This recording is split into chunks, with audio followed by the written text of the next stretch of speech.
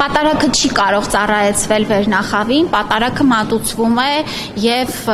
ուղղված է Աստծուն, Հիսուս Քրիստոսին եւ ոչ մի քաղաքական ենթատեքստ չի կարող ունենալ։ Անվտանգության միջոցառումների առումով չեմ կարող պատասխանել, այո, գուցե երկրի քաղաքական վերնախավի ներկայությունը ուրեմն ենթադրում է անվտանգային որոշակի գործողություններ միջ այդ այցելությունները։ Չեմ կարծում այստեղ որևէ խնդիր կա։ Ինձ հայտնի չի նման տվյալ, դրա համար չեմ կարող մեկնաբանել։ Շատ չեմ հասցնում, որովհետև շատ ծանր աշխատանքային գրաֆիկով ենք աշխատում, գիտեք, որ ապահովագրության ներդրման այսպես ինտենսիվ շրջանն է եւ այո, միայն հասցնում եմ այս գործերը անել։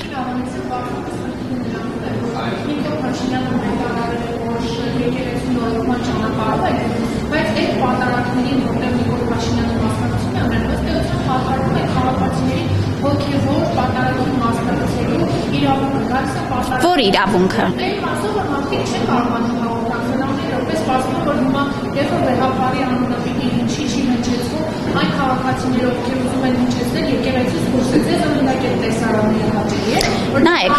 երևում է եւ վերևից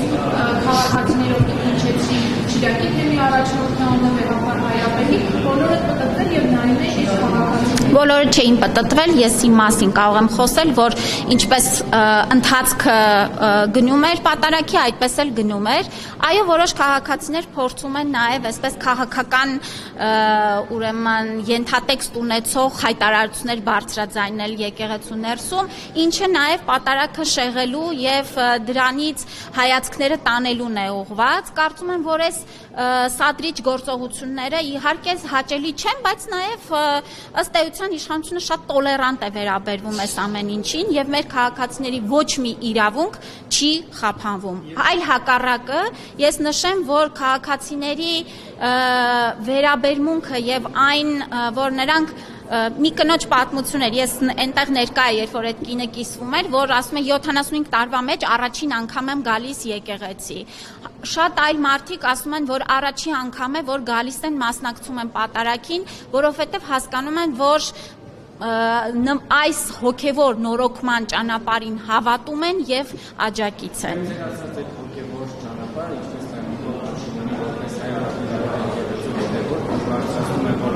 Հոգևորականների բարձրաստիճանային խումբ եւ կաթողիկոսի հուսակրթության խախտելու վերաբերյալ, բայց միաժամանակ նաեւ մարդիկ ոցակետները շրջան քաղաքացիներն ասում են, որ եկեղեցին Նիկոլ Փաշինյանի իրացածը մաքրելու ճանապարհով գնում է մի շարք այլ հոգևորականների հետ, որոնց վերաբերյալ եւս ոչ միայն մամուլում, այլև ազատ Նիկոլ Փաշինյանի կողմից եղել են բարձրաձայններ, օրինակ հավասար քաջարանի վերաբերյալ նշում են նրա հայտնի Լևին Կրպենկի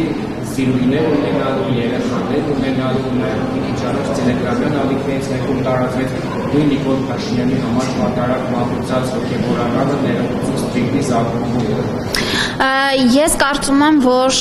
տեսեք նույն ուրեմն Կճոյանի Սրբազանի կողմից որոշակի դիրքորոշում է արտահայտվել եւ զղջման եւ սա էլ պետք է գնահատել, իսկ հաջորդիվ տեսեք շատ հետաքրքիր է, որ դուք միայն